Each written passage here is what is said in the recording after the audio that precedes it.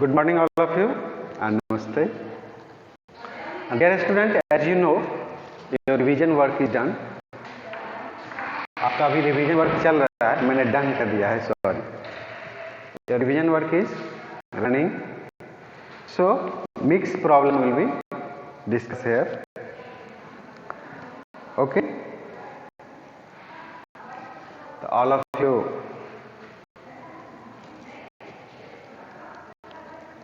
your current chapter, that current chapter which are discussed during the previous classes as introduction of graph, statics. Okay. Here your first question will come from your introduction of graph as question is your what is the distance of point, what is the distance of point, what is the distance of point minus 3 2 from y axis, from y axis. ये एक question है जो कि 1 marks का आपका रह सकता है. क्या है क्वेश्चन कि what is the distance of point minus 3 2 from y axis. y axis से उसका डिस्टेंस क्या है. किसी बच्चे का जवाब आ जाए.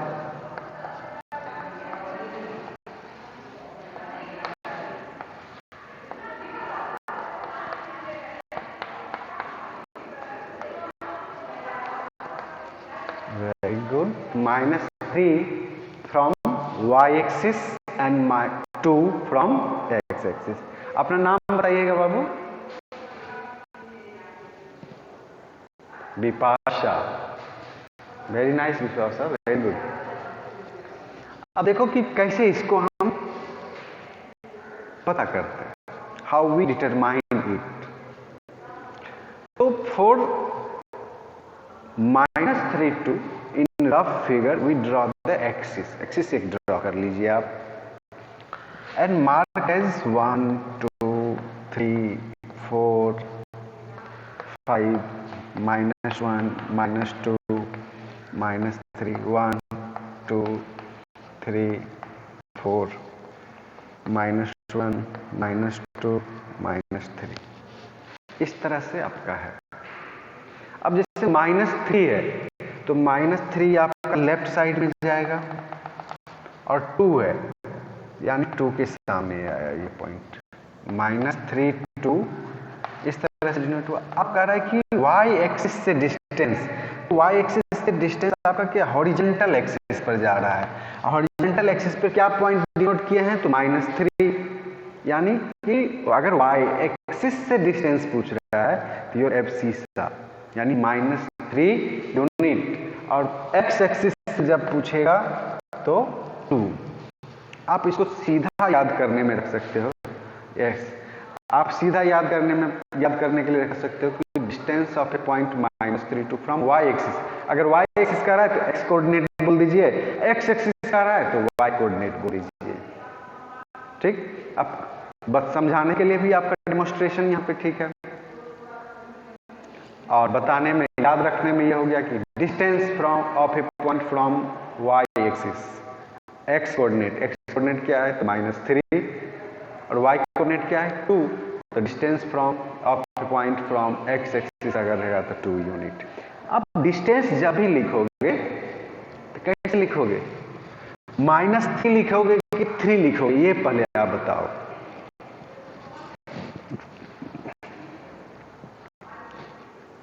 यस, आपका -3 जो है डायरेक्शन. माइनस साइन क्या बताता है, वह डायरेक्शन बताता है. ठीक ना.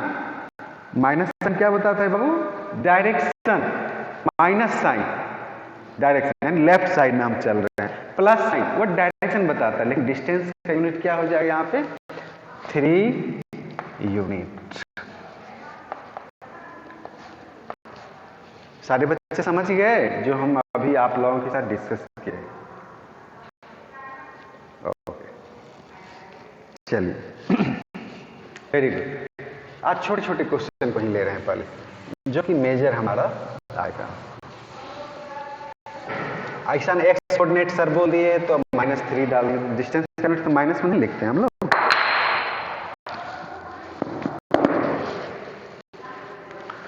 डियर स्टूडेंट्स, पॉलीहेड्रॉन, कोई बच्चा हमें पॉलीहेड्रॉन के बारे में बता सकता है?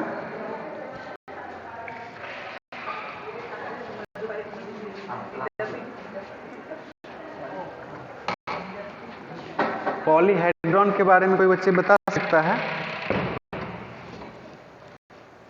बताइए।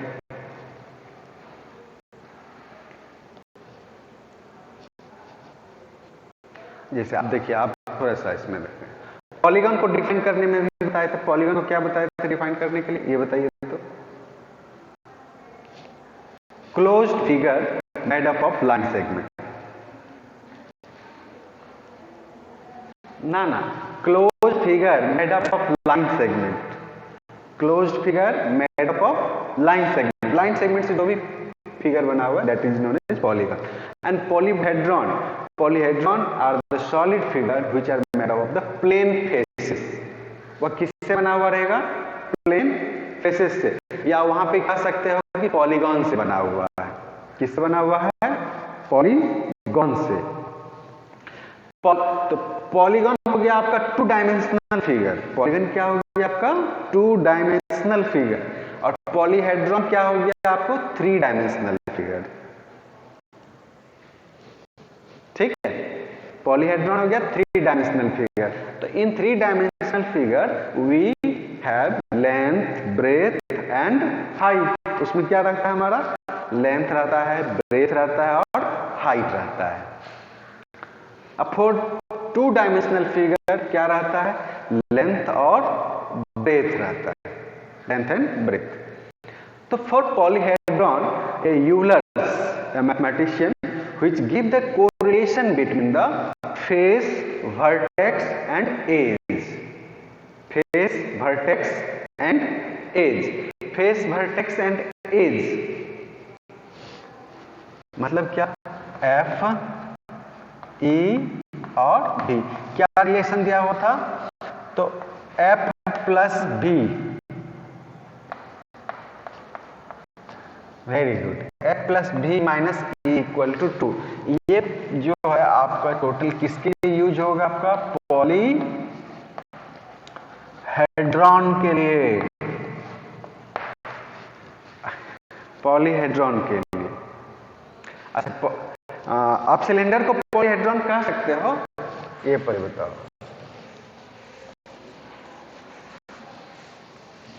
सिलेंडर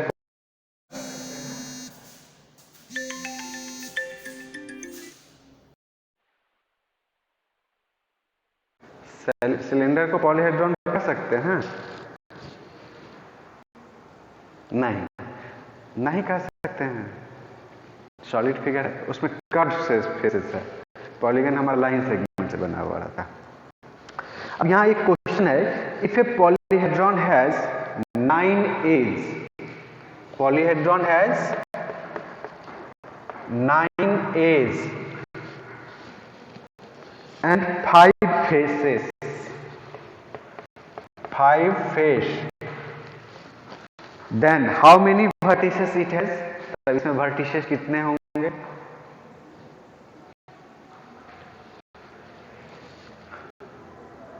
नहीं, एक एज है, एज है आपका 9, edge is 9 and face is 5।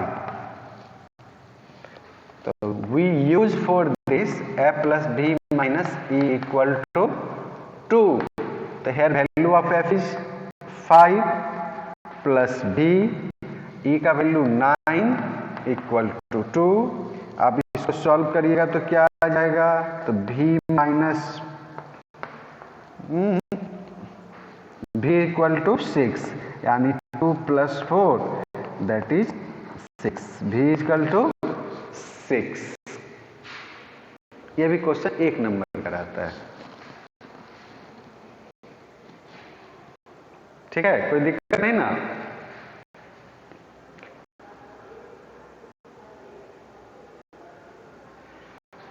अब बाकी बच्चे क्लास बोरिंग नहीं लग रहा है? ठीक चल रहा है ना क्लास अभी?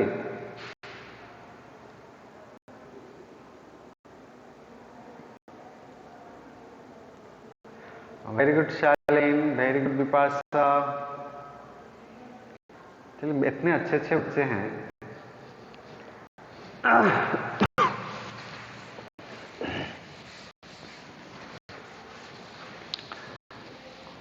अब चलिए, कोई बच्चे हमें पैरेलल लाइन का डिफाइन करेंगे? Parallel line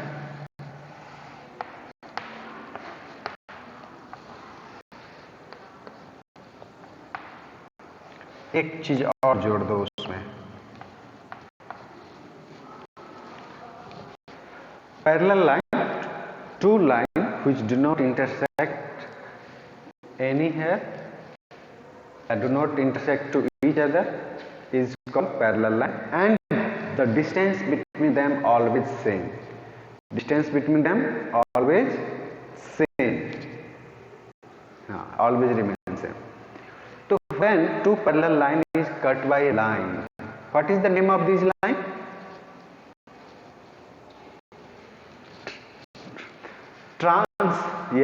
transversal line. उस लाइन को हम लोग क्या कहते हैं? Transversal line.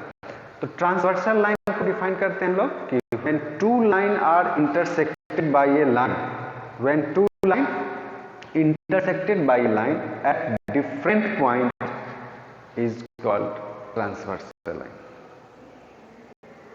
Okay, is called transversal line.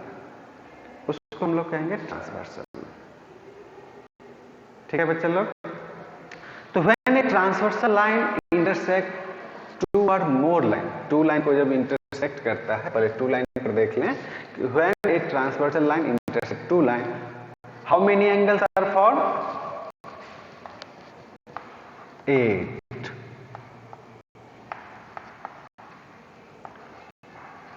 8 angles are formed. So when two intersecting line, and two line are intersect to each other, in such case how many angles are formed? 4. Here which type of pair angle are formed? For intersecting line, which type of pair of angles are formed?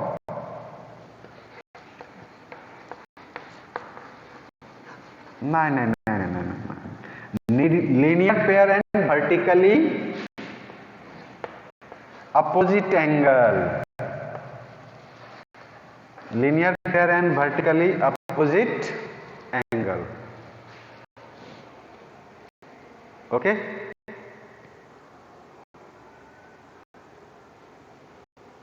Linear pair and vertically opposite angle. Or when these two lines are formed, then one is known as corresponding angle,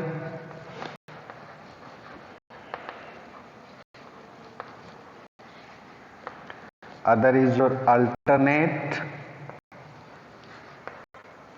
alternate में दो होते हैं, interior and exterior, या exterior और interior. उसी तरह से corresponding interior या को इंटीरियर एंगल एंड को एक्सटीरियर एंगल। को इंटीरियर एंगल एंड को एक्सटीरियर एंगल। तो corresponding एंगल का क्या है डेफिनेशन? तो corresponding angle lies same side of the transversal line in which one is exterior, the other will be interior. लेकिन उससे पहले ये बात चलें कि इसमें आपको 3, 4, 5, 6 ये इंटीरियर एंगल हो गया। 3, 4, 5, 6 ये कौन से एंगल हो जाएंगे? Interior angle. और 1, 2, 7, 8 ये कौन से एंगल हो जाएंगे? Exterior angle. तो for corresponding angle we say as the angle which lie same side of transversal। Same side में कौन कौन लाई करते हैं? तो 2, 3, 6, 7 जिसमें 2 आपका एक्सटीरियर है, 2 और 7 एक्सटीरियर है और 3 और 6 इंटीरियर है। तो कह रहा है क्या 2 का कोरस्पॉन्डिंग एंगल कौन सा हो जाएगा 6, 3 का हो जाएगा 7, 1 का 5, 4 का 8। तो कह रहा है कि when a parallel line are intersected by a transversal line then corresponding angles are equal if the lines are parallel। Line जब पैरेलल है तब, अगर 2 लाइन है, 2 लाइन है और उस लाइन को एक ट्रांसवर्सल लाइन कट कर रहा है तो such type of angle is also followed, but the condition is not follow, it follow only when the parallel line is intersected by a transversal line। जब वो पैरेलल लाइन को intersect करेगा transversal line तब ऐसा होता है। ठीक है बच्चा लोग।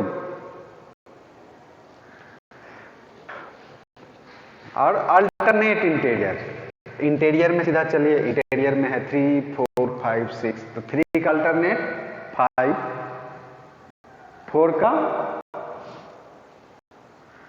का 6।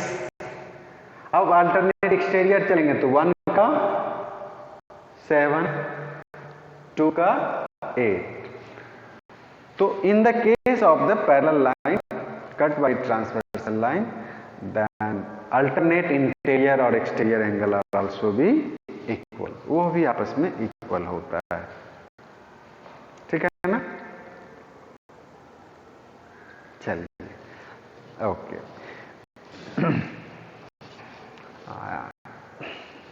क्लास अच्छे से चल रहा है ना, ऐसा नहीं ना कि हम आपको डिटेल में लेके चल रहे हैं तो कुछ आपको दिक्कत हो रही है कि एक रिकॉर्ड कर देते हैं पहले, ठीक ना, उसके बाद समझिए।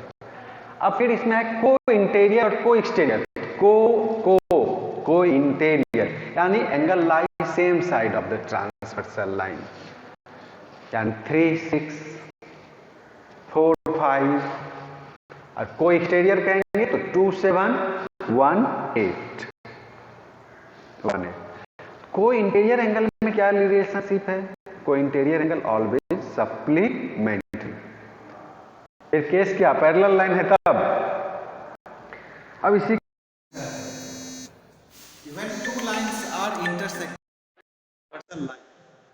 when two lines are intersected by a transversal line, in such case if corresponding angles are equal, alternate interior angles are equal, co-interior angle are supplementary from any 3 of 1, इस तीनों में से कोई भी एक प्रॉपर्टी अगर आइडेंटिफाई हो रहा है then the lines are parallel to each other, वो लाइन आपस में पैरेलल होंगे। ठीक है। पहले था कि पैरेलल होगा तो एंगल इक्वल होगा, फिर कहा एंगल इक्वल होगा तो लाइन पैरेलल हो जाएंगे। अब इस पे क्वेश्चन क्या था जिस पर हमने इतने डिस्कस किए। क्वेश्चन आपका दिया हुआ है कि 2 लाइन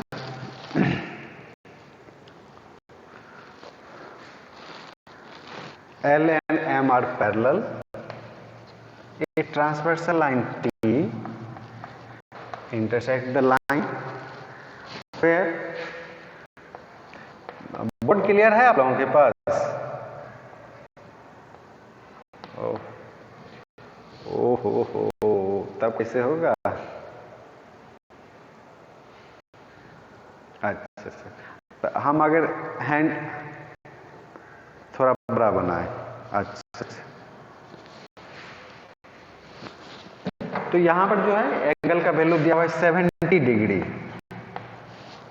कितना दिया हुआ है? 70 डिग्री। तो what is the value of x? यहां पर x है, इस x का वैल्यू क्या होगा?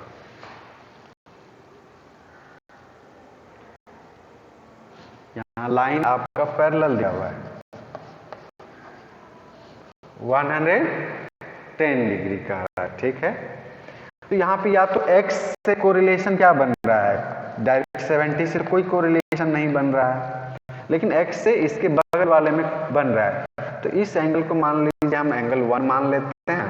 तो angle 1 equal to 180 minus 70, reason क्या लिखेंगे? नहीं, पहले निकालना होगा उसको, लीनियर पेयर।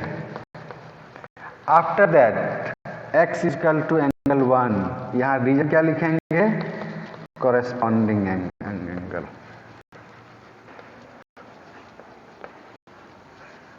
ठीक, तो एंगल 1 का वैल्यू कितना दिया हुआ है? 70 डिग्री। तो x इक्वल टू क्या हो गया आपका? 70 डिग्री। x इक्वल टू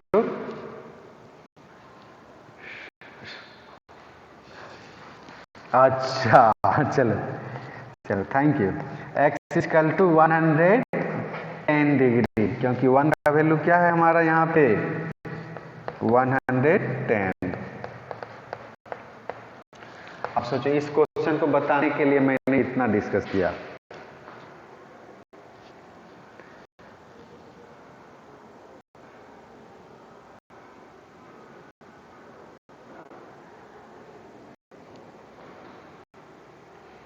कोई गलत नहीं क्या बच्चा लोग?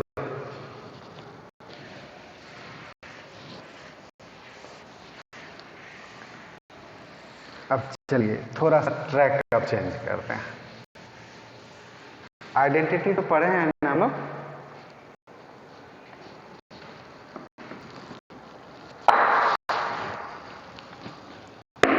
अगर हम आपसे पूछें आइडेंटिटी 3 क्या है?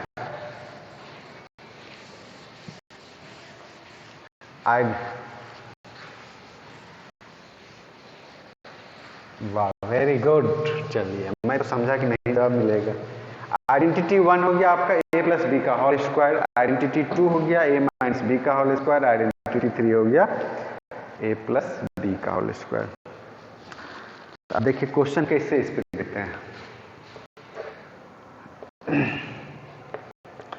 Evaluate 95 into 105, evaluate 95 into 105 by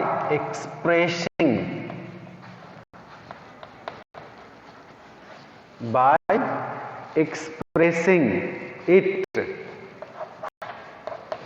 as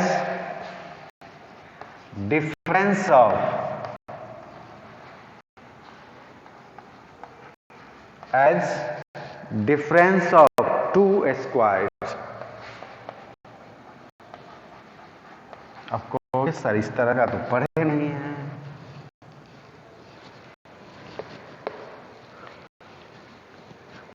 हाँ, इस क्वेश्चन का मतलब क्या है? कह रहा है evaluate 95 into 105 by using difference of 2 square. यानी डिफरेंस ऑफ 2 स्क्वायर मतलब क्या? a square minus B square. यानी इस प्रोडक्ट को पहले आपको a square minus B square में लिखना है, उसके बाद शुरू करना है। कोई बच्चा बोला डन? दिखाइएगा जरा।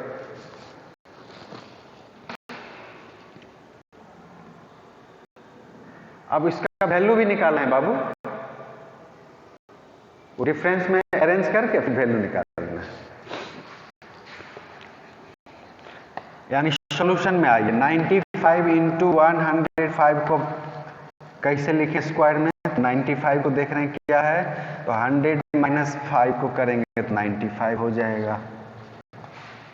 ओके, और ये 100 प्लस 5 करेंगे तो हो जाएगा। ठीक, अब देख रहे हैं ये फॉर्मेट क्या हो गया आपका? तो a minus B into A plus B.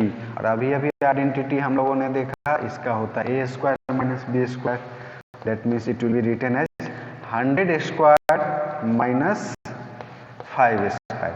तो क्वेश्चन का एक मीनिंग तो कंप्लीट हो गया कि डिफरेंस ऑफ 2 स्क्वायर। फिर भी लिखा हुआ इवेलुएट करना है।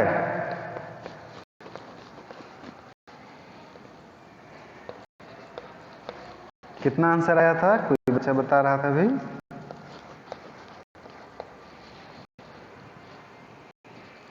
9975। तो क्वेश्चन को कैसे घुमाया जाता है, यही सीधा रहता है, बाय यूजिंग आइडेंटिटी। नहीं,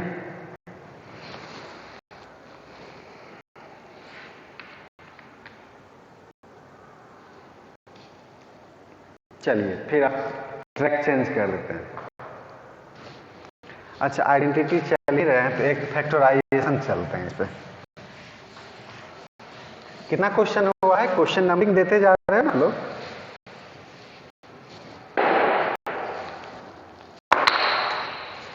कितना? अच्छा चलिए, factorise X square minus X minus 12,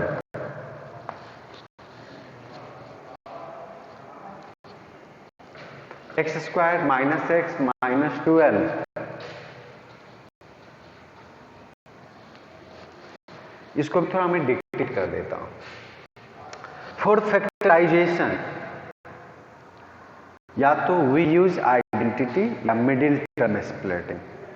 for middle term splitting, hair first term, okay Babu, and x square, first term and last term are multiplied to each other, it gives 12x square, and we find out 12 as a product of two number, as 1 into 12, 2 into 6, 3 into 4, and also check by the sign of the last term. अगर last term आपका minus है, by the difference it comes as 1. अगर यहां plus रहता by adding it come as 1। तो यहां पे 3 और 4 के साथ ये रिलेशन बन रहा है आपका, ठीक है। इसके साथ रिलेशन बन रहा है 3 और 4 के साथ। तो x square minus X minus 12, कुछ कोफिशिएंट नहीं है तो इसको 1 मानिएगा। एक्स स्क्वायर माइनस 1 को लिखने के लिए क्या लिख रहे हैं हम, 4 minus 1, sorry 4 minus 3 minus 12, 4 minus 3 minus 12। अब इसको चेंज करिए, x square minus 4x plus 3x minus 12, x common, x minus 4 plus 3 common, x minus 4। अब इसमें से कॉमन क्या आएगा, x माइनस 4, नहीं जो कॉमन ले रही ना, अगर आप x प्लस 3 कॉमन ले रही तो पहले x प्लस 3 लिखोगे, ऑर्डर ही चेंज करोगे।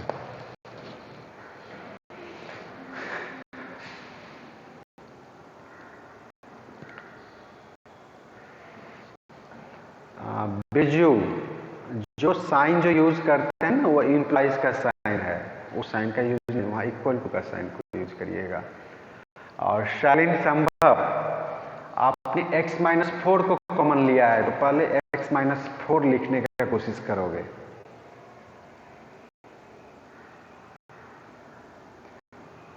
Okay, very good. अब देखो सारे बच्चों को अब थोड़ा बहुत मन लगना शुरू हुआ है।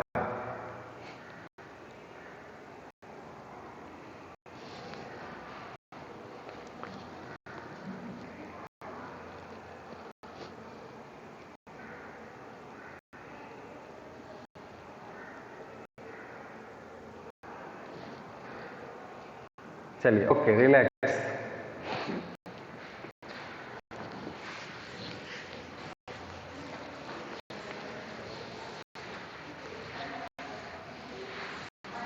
अब एक क्वेश्चन और चल रहे हैं। वो क्वेश्चन क्या ले रहे हैं, कहां से, कोई बच्चा गैस करो आप कौन क्वेश्चन कहां से लेंगे।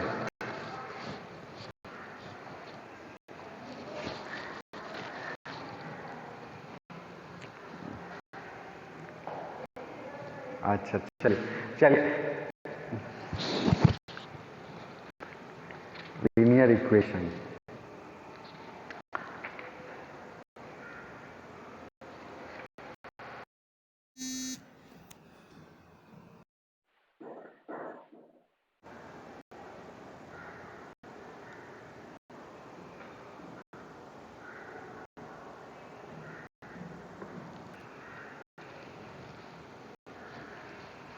फिर से मैं बोलता हूं, यहां 3 cube of side 3 centimetre each are kept adjacent to each other.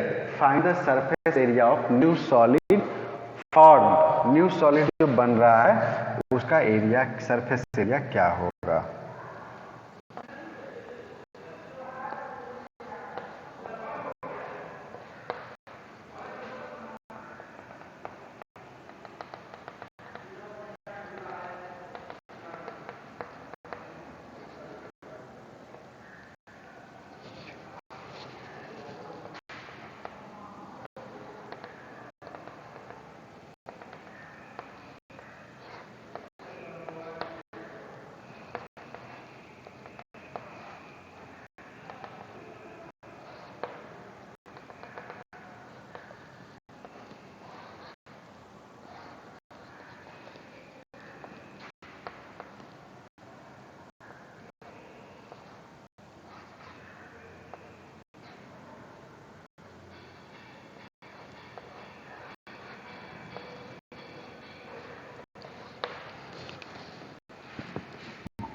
इसका लेंथ कितना हो जाएगा?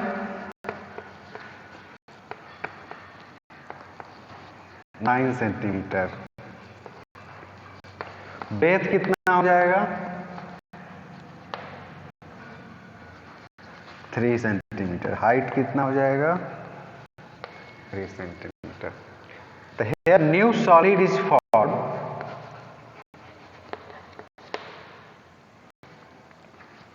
Very good. New solid form is cuboid. New solid क्या बनेगा? क्यूबॉइड। सो TSA टोटल सरफेस एरिया, अगर सरफेस एरिया लिखा हुआ है तो TSA निकालिएगा, 2 into LB plus BH plus LH, 2 into 9 into 3 plus 3 into 3 plus 9 into 3, 2 into 27 plus 9 in plus 27, that means 2 into 63, 126 centimetre square.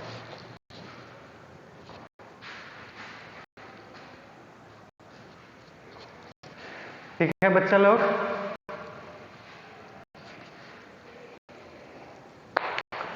चलिए, कितने question हो गए हम लोगों का? How many question we solve? 7। चलिए, आज के क्लास को यहीं तक रखेंगे और